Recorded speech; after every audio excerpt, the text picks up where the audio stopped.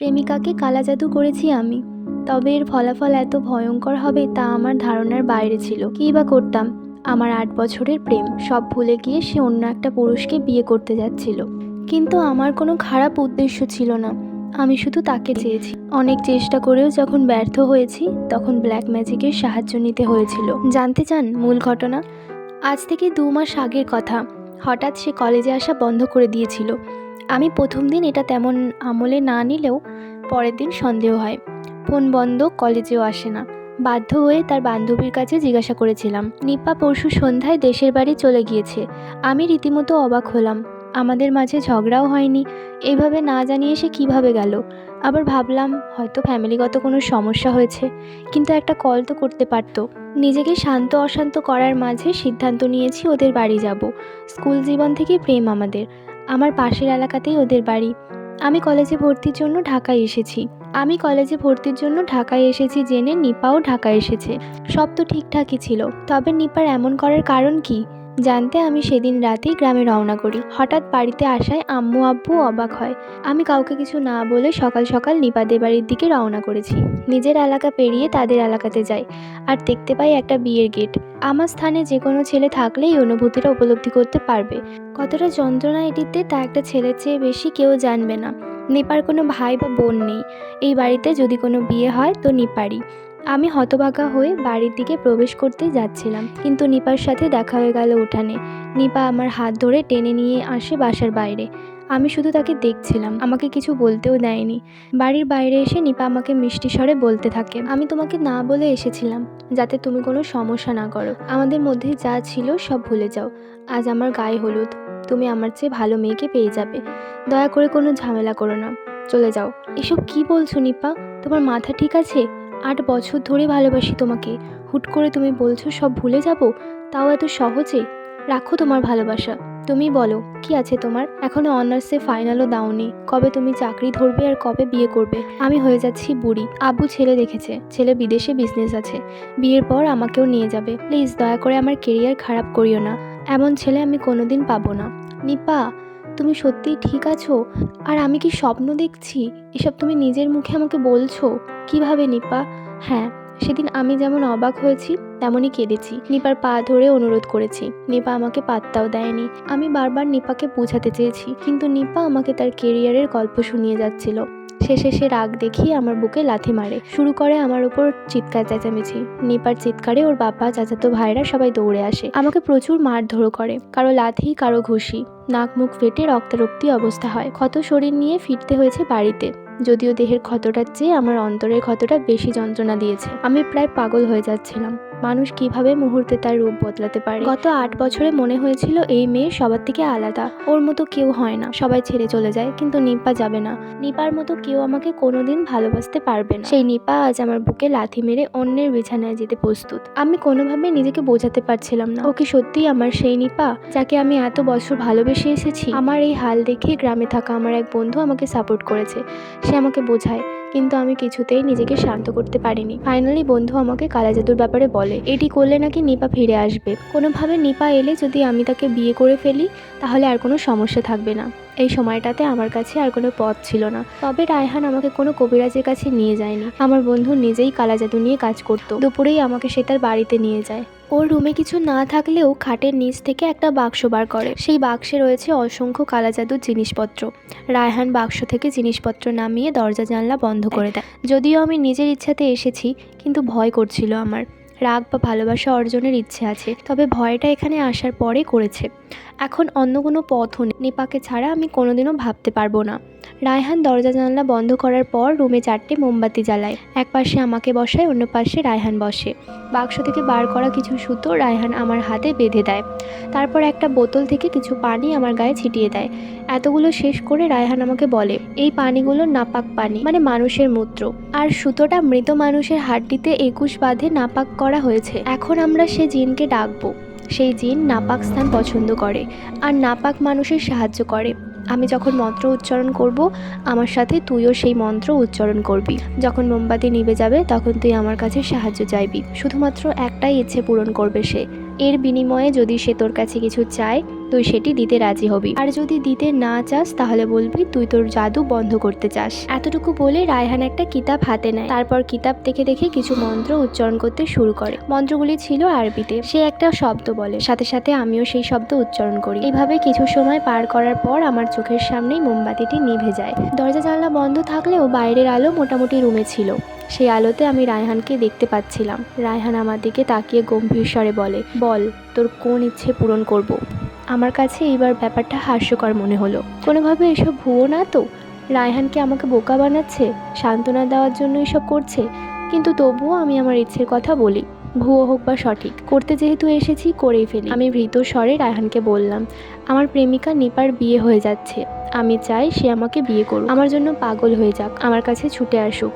আমার আবদার শুনে রায়হান আবার গম্ভীর স্বরে বলে, ঠিক আছে, কিন্তু এর বিনিময়ে আমাকে কারো জীবন দিতে হবে। কাকে হত্যা করে তুই তোর প্রেমিকাকে চাস? সত্যি বলতে তখনও আমার কাছে এটি মিথ্যে মনে হচ্ছিল, কিন্তু পরিস্থিতি অনুযায়ী আমিও বললাম, ওর চাচাতো ভাইয়ের জীবন নিয়ে নিপাকে আমার কাছে ফিরিয়ে দিন। নিপার চাচাতো ভাইয়ের নাম নেওয়ার একটি বড় কারণও রয়েছে আমার কাছে। সকালে ওর চাচাতো ভাই আমাকে সবচেয়ে বেশি মারধর করেছে। আমার কান এখনো ব্যথা। এত জোরে থাপ্পড় এর আগে আমাকে কেউ কখনো মারেনি। সর্বশেষে সে আমার মাকে নিয়েও গালি দিয়েছে। রাগটা বাস্তবে হোক না হোক, তবে রায়হানের কথা অনুযায়ী ছেড়ে দিলাম কিছুটা। আমার আবদার শেষে রায়হান আমাকে আবার বলে, আমার চাওয়া খুব দ্রুত পূরণ হবে। এ বলে রায়হান সেখানেই জ্ঞান হারায়। আমার কাছে সব কিছুই তামাশা মনে হলেও এবার যা দেখলাম তাতে কিছুটা বিশ্বাস হয়েছে। রায়হান যখন জ্ঞান হারিয়ে পড়ে যায় তখন রায়হানের শরীর থেকে একটা কালো ধোঁয়া উড়ে গেল। চোখের পলকে আমি সেই ছায়া দেখেছি। তার পরক্ষণে দেখলাম মোমবাতিগুলো আপনা আপনি জ্বলে উঠেছে। অবিশ্বাস্য ঘটনা, এটা তো সম্পূর্ণ অলৌকিক। তবে কি আমি সত্যি কোনো জিনের সাথে কথা বলছিলাম? আমার এসব ভাবনার মাঝে রায়হান শোয়া থেকে উঠে বসে। সে তার মাথাটা চেপে ধরে আছে, হয়তো তার মাথায় কিছুটা যন্ত্রণা হচ্ছে। মাথা ধরে সে বলে আমাকে, মাথা ধরে উঠে সে আমাকে বলে, শয়তান তোর দাসত্ব হয়েছে, এখন থেকে আর আমাকে লাগবে না। এনে কিতাবটা, যখনই তাকে দরকার পড়বে তখনই একা রুমে 4টা মোমবাতি জ্বালিয়ে মন্ত্রটা পড়বি। আর মনে রাখবি, তোকে নাপাক থাকতে হবে। প্রস্রাব করার পর কিছুটা হাতে নিয়ে তোর গায়ে ছিটাবি। কাজ শেষে আবার আমার কিতাব আমাকে দিয়ে যাস। এতটুকু বলে রায়হান বসা থেকে উঠে সামনে থাকা মোমবাতিগুলো এক এক করে সব বক্সে ঢোকায়। আমার হাতে সুতোটা নেয়নি, ওটা নাকি শয়তানকে ডাকার শক্তি। শয়তান যার তার ডাকে সাড়া দেয় না। এই সব বিভিন্ন কথা বলতে বলতে রায়হান কুফরি করার সব জিনিস বক্সে ঢোকায়। বাক্স খাটের নিচে রেখে বলে, যা বাসায় চলে যা, খুব দ্রুতই নিপা তোর জীবনে আসবে। আর দাওয়াত দিতে যদি ভুলে যাস তো খবর আছে। রায়হানের কথা শুনে যেন আমার ভেতরে একটা খুশির ঢেউ জেগে উঠল। সত্যি তাহলে নিপা আমার জীবনে ফিরে আসবে?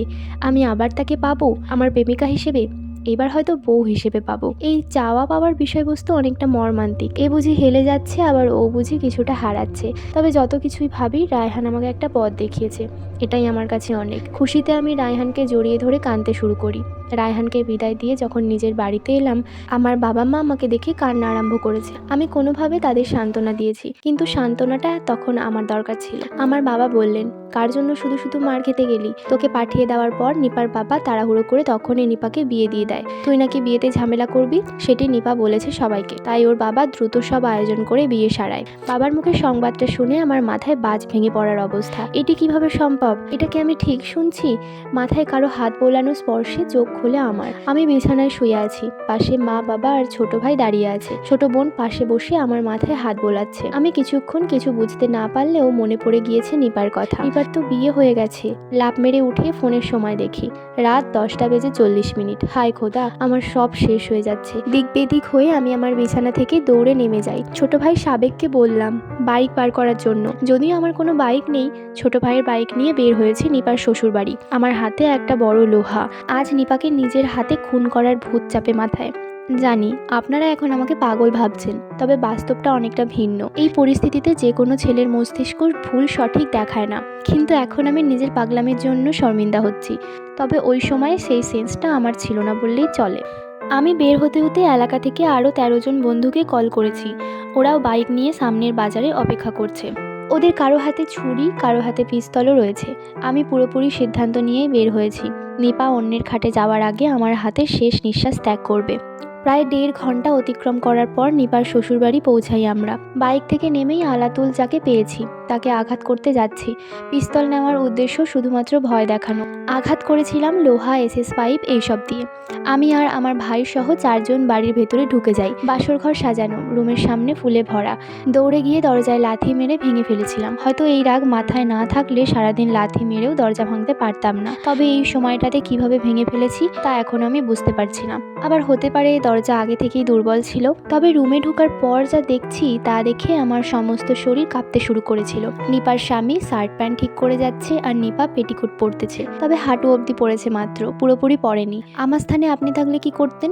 তার মানে এতক্ষণে নিপা তার সতীত্ব শেষ করে দিয়েছে। গত 8 বছরে যে মেয়েটার প্রাইভেট প্লেস আমি দেখার চেষ্টাও করিনি, একেবারে বিয়ের জন্য যত্ন করে রেখেছিলাম, সে মেয়েটা আজ অন্য পুরুষের সাথে এভাবে। আমি এই অনুভূতি প্রকাশ করতে পারবো না, তবুও যা পারবো তাই বলছি। নিপাকে এই অবস্থায় পেয়ে আমার শ্বাসকষ্ট বেড়ে যায়। বুকের ঠিক বাম পাশে চিনচিন ব্যথা অনুভব করছিল।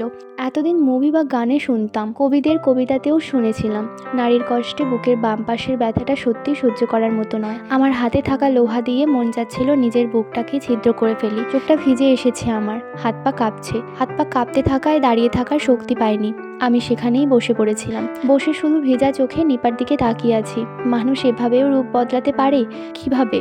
এদিকে বাড়িতে হামলা করায় নিপার স্বামীর পরিবার থানায় কল দেয়। থানা বেশি দূরে ছিল না, হেঁটে গেলে 7 মিনিটের রাস্তা। পুলিশ চলে আসে বাড়িতে। আমার সাথীদের অনেকে পুলিশ দেখে পালায়। আমার ভাইও পালিয়ে যায়। শুধু আটকা পড়েছিলাম আমি সহ 3 জন। যখন পুলিশ আমাকে নিয়ে যাচ্ছিল তখন আমি নিপার দিকে এক দৃষ্টিতে তাকিয়েছিলাম। অবিশ্বাস্য, ওই সময় আমার সত্যি বুকটা চিনচিন করে যাচ্ছিল। আমার ভেতরে কেউ চিৎকার করে কান্না করছে, তবে উপরে আমি একদম শান্ত। বসা ছিলাম তাই দাঁড়াতে পারিনি। পুলিশ আমাকে টেনে টেনে নিয়ে যাচ্ছিল। এতে আমার একটা স্যান্ডেল ওদের বাড়িতেই থেকে যায়। 5 দিন পর আমি ছাড়া পেয়েছি জেল থেকে। কিভাবে মা বাবা আমাকে বের করেছিল আমি জানি না। কোন উকিল ধরেছে আর কি জবাব দিয়েছে, হয়তো কিছু টাকাও জরিমানা করেছে, কিন্তু আমার কোনো হদিস ছিল না। জেলে এই 5 দিন আমি পানি ছাড়া কিছুই খাইনি। কিভাবে খাবো বলেন? আমি ওই সময়টা পার করে এসেছি। আমি জানি ওটা কতটা ভয়ঙ্কর। আমি এটাও জানি ওই সময়ে আপনি নিজেকে চিনবেন না। আপনার ধ্যান থাকবে ওই মেয়েটাকে ঘিরে। আরও কিভাবে 5 দিন কেটেছে আমি জানি না। আমি শুধু তাকে ভাবছিলাম, পুরনো দিনের কথাগুলো স্মরণ করছিলাম। এই ভাবনা আর স্মরণে আমার সময়ের মরণ হয়েছে। টের পাইনি কখন 5 দিন গলেছে। বাসায় যখন গাড়িতে করে নিয়ে যাচ্ছিল আমাকে, আমি কারোর সাথে 2-4টে কথাও বলিনি। কি বলবো, আমার কথা বলাটাও তখন যুদ্ধের সময়। বাসায় এসে নিজের রুমে গিয়েছিলাম। তারপর দরজা বন্ধ করে আমি ইচ্ছে মতো চিৎকার দিয়েছি। আমার এক একটি চিৎকারে নিপার সাথে কাটানো 8 বছরকে দেখতে পাচ্ছিলাম। মনের সব কষ্ট আজ উড়াতে চাচ্ছি। জানি লোকে আমাকে পাগল ভাবছে, কিন্তু আমি এটাও জানি এই চিৎকার তারাও দিত যদি তাদের সাথে আমার মতো কিছু ঘটতো। আমার দিনটা পুরো একঘেয়ে হয়ে গিয়েছে। একা সারাদিন রুমে বসে পাগল হয়ে যাচ্ছিলাম। 15 দিন পর, অর্থাৎ নিপার বিয়ের আজ 20 দিন, আমার ছোট ভাই খবর পেয়েছে একটা। সে দৌড়ে এসে আমাকে বলে, ভাইয়া ভাইয়া, নিপার জামাই নিপাকে ডিভোর্স দিয়ে দিয়েছে, ওদের ছাড়াছাড়ি হয়ে গেছে। ছোট ভাইয়ের মুখে কথাটা শুনে আমি কিছুটা অবাক হলাম। না, খুশি হয়েছি নাকি আফসোস করছি আমি বুঝতেও পারছিলাম না আমি কোন রিয়াকশন দিব। হতভাগ হয়ে আমি জানতে চাইলাম ঘটনার মূল কারণ, কিন্তু ছোট ভাই কোনো উত্তর দিতে পারেনি। সে শুধু ছাড়াছাড়ির খবরটাই পেয়েছে। আমি রুম থেকে উঠে বের হতে চাচ্ছিলাম, তখন আমার বাবা বলে, যে মেয়েটার জন্য আজ তোর এই হাল হয়েছে সেই মেয়েটার জন্য তুই এখন ছুটে যাচ্ছিস? আমার সম্মানের কথা একবারও ভাবলি না? আমার কোনো মূল্য নেই তোর কাছে? মানুষ আমাকে বাজারে ছিছি করে যাচ্ছে, আমাদের কথা বাদ দে, অন্তত তোর লজ্জাবোধ হওয়া উচিত। এত অবিচার অপমান করার পরও তুই ছোটলোকি করে যাচ্ছিস বাবা। সেদিন আব্বুর কথায় আমার পা আটকে যায়। আর যাইনি আমি। কার জন্যই বা যাবো? যে আমাকে রেখে অন্য একটা পুরুষের বিছানায় গেছে তার জন্য? তবে ছাড়াছাড়ির কারণটা আমার জানতে ইচ্ছা করছিল। বাবার কথায় সেটা আর জানতে চাইলাম না। সোজা নিজের রুমে এসে পড়েছিলাম। যদি ঘটনা এইভাবেই শেষ হয়ে যেত তবে হয়তো ঠিক ছিল। ঘটনা যেন মাত্র শুরু হয়েছে। 23 দিনের মাথায় ঘটে এক দুর্কল্পনা ঘটনা। সকাল ভোরে আচমকা আমার ঘুম ভেঙে যায়। বাইরে আলো পড়েছে বোঝা যাচ্ছে, কিন্তু বাড়ির সবাই ঘুম। আমার বুকের বাম পাশটা চিনচিন ব্যথা উঠেছে। টেবিল থেকে পানির জগ নিয়ে আমি পানি খেতে যাই, কিন্তু জগে পানি না থাকায় জগ নিয়ে হাঁটা ধরি কলপাড়ের দিকে। যখনই আমি দরজা খুলে বের হলাম, দেখতে পাই আমাদের উঠানে নিপা দাঁড়িয়ে আছে। আমি নিজের চোখে বিশ্বাস করতে পারছিলাম না। নিপার এই হাল কেন? চোখের নিচে কালো দাগ পড়ে গেছে। না, শুধু কালো দাগ না, যেন কেউ কালি মেখে দিয়েছে। চেহারা শুকিয়ে পুরো শুটকি হয়ে গিয়েছে। গলার মাংস ঢুকে গিয়ে হাড়টি সব ভাসা দিয়েছে। শুধু তাই নয়, ওর হাত পা এত চিকন হয়েছে যে কল্পনাও করা যায় না। এ নিয়ে আমি নিপার 3টি রূপ দেখলাম। একটা প্রেমের সময়, আর একটা বিয়ের সময়, আর একটা এখন। এত রোগা কিভাবে হলো মেয়েটি? হাত থেকে আমার জগ পড়ে যায়। সেই জগের শব্দে হয়তো বাবার ঘুম ভেঙে গেছে। বাবা রুম থেকে বেরিয়ে এসে দাঁড়ায় আমার পাশে, কিন্তু সামনে রূপাকে দেখে বেশ রেগে যায়। দরজার সামনে পড়ে থাকা লাঠিটা হাতে নিয়ে বাবা নিপার দিকে তেড়ে যাচ্ছিল। আমার কিছু বুঝে ওঠার আগেই বাবা তেড়ে গিয়ে নিপার পায়ে লাঠির আঘাত করে। নিপা লাঠির বাড়ি খেয়েও আমার দিকে অপলক দৃষ্টিতে তাকিয়েছিল। আমিও ওর দিকেই তাকিয়েছিলাম। বাবা নিপাকে কড়া স্বরে বলে, আমার ছেলের জীবন নষ্ট করে তুই আবার কেন আসলি? তোর বিদেশি জামাই নিয়ে খুশি ছিলি তো, আবার তোকে ছেড়ে দিল কেন চরিত্রহীন মেয়ে? বের হ আমার বাড়ির থেকে। কথাটা বলে বাবা নিপার ঘাড় ধরে ধাক্কাতে শুরু করে। আমি তাকিয়ে হতবাক হয়ে শুধু দেখছিলাম। বাবা নিপার ঘাড় ধরে বাড়ি থেকে অনেক দূর নিয়ে যায়, তারপর ছেড়ে চলে আসে। কিছুক্ষণ পর নিপার পরিবারও সেখানে এসেছিল। তারা নিপাকে মারধর করে নিয়ে যায় বাড়িতে। হয়তো ভাবছেন এটা অন্যায়, একটা রোগা অসহায় মেয়েকে এভাবে তাড়িয়ে দেওয়া উচিত হয়নি ইত্যাদি। বাড়িতে আমার দিন কেটে যায় আরও কদিন। 28 দিনের মাথায় খবর আসে নিপার চাচাতো ভাই মৃত্যুবরণ করেছে। এই সময় আমি জানতে পারি গত 28 দিন কি হয়েছিল তাদের সাথে। যেহেতু আমরা মুসলিম, অবশ্যই একজনের জানাজায় যুক্ত হতে দ্বিধাবোধ করি না। আর সত্যি বলতে ব্ল্যাক ম্যাজিকের ব্যাপারে তখন আমার মাথায় কিছুই নেই। শুরুর দিন যে আমি ব্ল্যাক ম্যাজিক করেছিলাম সেটা এক প্রকার ভুলেই গিয়েছিলাম। ওর চাচাতো ভাই আমাকে মারধর করলেও মৃত্যুতে জানাজায় না গেলে বেয়াদবি হবে, তাই আমার ছোট ভাই আর আমি বাইক নিয়ে তার জানাজায় যাই। জানাজা শেষ করে যখন শেষবার ওর চেহারা দেখি, আমার মাথায় বাজ ভেঙে পড়ে। এত কুৎসিত চেহারা কারো কিভাবে হয়? এই ছেলেকে 28 দিন আগে আমি অনেক স্মার্ট দেখেছিলাম, গাল ভর্তি মাংস আর ফর্সা স্বাস্থ্যের মালিক, অথচ এখন তাকে 80 বছরের একজন বুড়োর মতো লাগছে। গালে মাংস নেই বললেই চলে। কঙ্কাল চিনেন তো? হ্যাঁ, পুরোপুরি কঙ্কালের মতো তার চেহারা। কালো হয়ে আছে পুরো চেহারাটা। চোখ দুটো এত ভেতরে ঢুকে গেছে যেন আঙুল দিয়েও স্পর্শ করা কঠিন হবে। তার মধ্যে চোখের আশেপাশে কালো দাগ তো আছেই। ওর চেহারা দেখেই আমার মনে পড়ে গেল ব্ল্যাক ম্যাজিকের কথা। তার মানে আমার ব্ল্যাক ম্যাজিক কাজ করতেছে। ওর মৃত্যু কি আমার জন্যই হয়েছে? ভয় পেয়ে যাই আমি। রাগের মাথায় কি না কি করেছি, কিন্তু এসব তো আমি চাইনি। না, আমি তো চেয়েছিলাম, কিন্তু এখন সহ্য করতে পারছি না কেন? আর সে কি আমার জন্যই মরেছে? সত্যি নাও তো হতে পারে। কোনোভাবে আমি সেখান থেকে বেরিয়ে আসি। জানা যায় এলাকার আরও মানুষ জড়ো হয়। সেখানে আমার এক বন্ধুও আছে। ছোট ভাইকে বাসায় পাঠিয়ে দিয়ে আমি বন্ধু রাফাতকে নিয়ে বাজারে আসি। চায়ের আড্ডা দেওয়ার নাম করে জানতে পারি নিপার চাচাতো ভাই কিভাবে মরেছে। তখন রাফাতের মুখে যা শুনলাম তাতে আমার দুনিয়া যেন ভৌ ভৌ করে ঘুরছিল। রাফাত যেভাবে বলেছিল আমি সেভাবেই বলছি। নিপার বিয়ে যেদিন হয়েছে, মানে তুই যেদিন জেলে গিয়েছিলি, সেদিন রাতে নিপার চাচাতো ভাই প্রচণ্ড বমি করে। রাতে তাকে হাসপাতালে আনা হয়, কিন্তু লাভ হয়নি। কিছুক্ষণ পর পর বমি করেই যাচ্ছিল। ডাক্তার তাকে ঘুমের ওষুধ খাইয়ে দিয়ে তখনকার মতো কেটে পড়েন। সেদিন রাতে বাড়িতে আসার পর রাফাত অস্বাভাবিক আচরণ শুরু করে। বারান্দায় যেয়ে নিজে নিজে কি যেন বলে যাচ্ছিল। ওর পরিবার কিছু জিজ্ঞাসা করলে সে শুনেও না শোনার ভান করে, মানে কেমন একটা ঘোরে ঢুকে গেছে। আবার পরদিন সকালে সে নিজের হাত নিজে কামড়াতে শুরু করেছিল। রক্তাক্ত অবস্থায় তাকে নিয়ে যাওয়া হয় হাসপাতালে। হাসপাতালে 2 দিন রেখে আবার যখন বাড়ি নিয়ে আসে তখন আবার পাগলামি শুরু করে।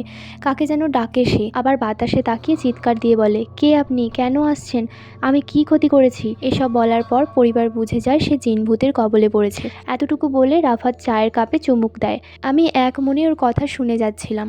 রাফাত আবার বলতে শুরু করে, গ্রামের হুজুরকে নিয়ে আসা হয়েছিল। তিনি নিপার চাচার বাসায় পা রাখার সাথে সাথে নিপার চাচাতো ভাই জোরে জোরে চিৎকার দিতে শুরু করেছে।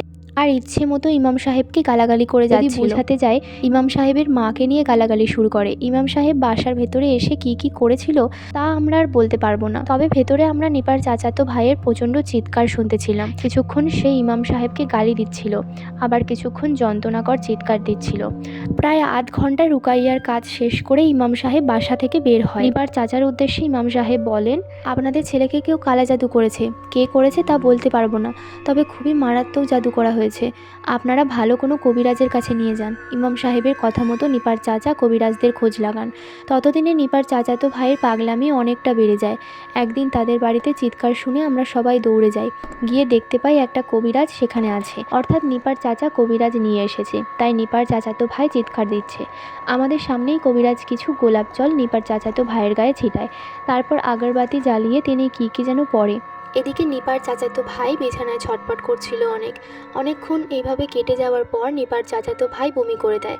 তখন একটি অলৌকিক দৃশ্য দেখতে পাই আমরা। নিপার চাচাতো ভাইয়ের মুখ থেকে একটা ভাজা ইঁদুর বের হয়। ভাজা ইঁদুর বলতে তেলে একটা ইঁদুরকে ভাজা হলে যেমন হবে ঠিক তেমনই। এই দৃশ্য দেখে যেন আমারই বমি করে দিতে ইচ্ছে করছিল। ধীরে ধীরে মোট 2টো ভাজা ইঁদুর বমির সাথে বের হয় ওর। তারপর সে শান্ত হয়ে যায়। এটুকু বলে রাফেত একটু ব্রেক নেয়। আমি বুঝতে পেরেছিলাম ওর এখনো পেট গুড়গুড় করছে। কিছুক্ষণ চুপ থেকে রাফাত আবার বলতে শুরু করে। সেদিন রাতেই নিপার চাচাতো ভাই ভালো হয়ে যায়। কবিরাজ তার টাকা নিয়ে চলেও যায়। যাবার সময় বলে নিপার চাচাতো ভাইকে কেউ বান মেরেছে। কে মেরেছে তা কবিরাজ পরের দিন বলবে এসে। আপাতত রোগী সুস্থ। এইটুকু বলে তিনি চলে যান। আমরাও যে যার মতো চলে আসি। কিন্তু আমাদেরও জানতে ইচ্ছা হয় কে মেরেছিল বান। বিকেলে আমার মা ওদের বাড়ি থেকে আসে। আমি মাকে জিজ্ঞাসা করেছিলাম কবিরাজ কিছু জানিয়েছে কিনা। মা আমার কথার উত্তর দেয় না, কবিরাজের ফোন নাকি সকাল থেকে বন্ধ। দুপুরে খবর পেয়েছে কবিরাজের মেয়ে মারা গেছে, আর কবিরাজ কল দিয়ে বলেছে সেই কাজ করতে চায় না। এতটুকু শুনে আমারও খারাপ লেগেছিল। মাঝপথে কবিরাজ চলে গেল কেন, এটা সবার কাছেই রহস্যের মতন। নিপার চাচাতো ভাইও যেহেতু সুস্থ হয়ে গেছে, তাই এই ব্যাপারে কেউ বেশি গা নেয়নি। কিন্তু নিপার চাচাতো ভাই দিন দিন শুকোতে শুরু করে। গালের মাংস ভেতরে ঢুকে গিয়েছে, চোখও ভেতরে চলে যেতে থাকে, চোখের আশেপাশে কালো দাগ পড়ে, চুল উঠে যেতে থাকে। এর মধ্যে আবার নিপার স্বামী নিপাকে তালাক দেয়, নিপাকে বাড়িতে রেখে যায়। নিপার চেহারাও একই রকম ছিল, অর্থাৎ নিপার চাচাতো ভাইয়ের মতন চোখের নিচে কালো দাগ আর গায়ের মাংস ঢুকতে থাকলো। কিন্তু নিপার চেহারা না বদলালেও নিপার চাচাতো ভাইয়ের চেহারা প্রচুর কুৎসিত হতে থাকে। তার শ্বাসকষ্ট বেড়ে যাচ্ছিল, নিঃশ্বাস নিচ্ছিল যেন অনেক কষ্টে। একটা বৃদ্ধ মানুষের রূপে চলে যাচ্ছিল সে। নিপার চাচা অনেক ডাক্তার দেখায়, কিন্তু কোনো লাভ হয়নি। এই যন্ত্রণা পেতে পেতে আজ তার মৃত্যু হলো। রিফাতের মুখে সবটা শুনে আমি পুরোপুরি হতভম্ব হয়ে যাই। তখন এতটা অসহায় হয়ে গিয়েছিলাম যা মুখে বলার মতো না। চায়ের দোকানে বিল পরিশোধ করে সেদিন আমি বাড়িতে চলে আসি। আমার তো বুঝতে বাকি রয়নি যে এই সবটা আমার জন্যই হয়েছে। কিন্তু আমি তো এতটা ভয়ঙ্কর চাইনি যে নিপার সংসার হোক, আবার তা ভেঙেও যাক, এত কিছু আমার মনেও ছিল না। নিপা আমার কাছে ফিরে এসেছে ঠিক আছে, আমি মেনে নিতাম, তবে তার তো সতীত্ব হারিয়েছে, আর সে নিজের ইচ্ছাতে তো আসেনি। আমি তাকে কালো জাদু করে এনেছি। এখানে এখন সম্পূর্ণ দোষ আমাকে দিচ্ছি আমি। এত বড় ভুল আমি কিভাবে করলাম? আমার মনে হলো ব্যাপারটা আমার বাবাকে শেয়ার করব। কিন্তু বাবা এটা মানবেন না, আমি জানি। আর যাই হোক, আমার বাবা অন্যায়কে কখনো মূল্যায়ন করেনি। আমাকে তো মারবেনই, সাথে বাসা থেকেও বের করে দিবে। উপায়ন্ত না পেয়ে আমি বাড়িতে যাই, সেই কিতাবটা খুঁজতে থাকি। তবে এখানেও আমার মাত্রই মনে পড়েছে ওই কিতাব সেদিন আমার রুমে রাখেনি। নিপার যন্ত্রণা নিয়ে এসে কিতাবটা কোথায় রেখেছিলাম তা মনেই পড়ছে না। আম্মাকে জিজ্ঞাসা করার পর আম্মা আমাকে কিতাবটা বের করে দিয়ে বলে, সেদিন হতাশ হয়ে বাড়িতে এসেছিলি, বইটা মাটিতে রেখেই চলে গিয়েছিলি, হয়তো তোর কলেজের কোনো বই। তাই আমি আলমারিতে রেখে দিয়েছিলাম। আম্মা বুঝতে পারিনি ভেবে কিছুটা খুশি হই আমি। আম্বার থেকে কিতাবটা নিয়ে চলে আসি নিজের রুমে। দোকান থেকে 4টা মোমবাতি এনে আমি সেই শয়তানকে ডাকতে থাকি। বন্ধু যেভাবে দেখিয়েছিল ঠিক সেইভাবেই 4টা মোমবাতি জ্বালাই। তারপর গা নাপাক করে কিতাবটা পড়তে থাকি। বাংলায় লেখা থাকলেও উচ্চারণটা অনেকটা আরবি শব্দের মতো। অনেকক্ষণ পাঠ করার পর আমি দেখতে পাই মোমবাতি নিভে গেছে, বুঝে যাই কাজ হয়েছে। আর যেহেতু রাত ছিল তাই পুরো রুম ছিল অন্ধকার। অন্ধকারের মধ্যেই কারো কণ্ঠস্বর আমার কানে আসতে লাগলো। কথোপকথনগুলো ছিল এমন, আপনি আমাকে ডেকেছেন মালিক? হ্যাঁ। আপনি কি সেই যাকে নিয়ে আমি ব্ল্যাক ম্যাজিক করেছিলাম? জি মালিক। এক্সপার্ট খুব তাড়াতাড়ি আসতে চলেছে।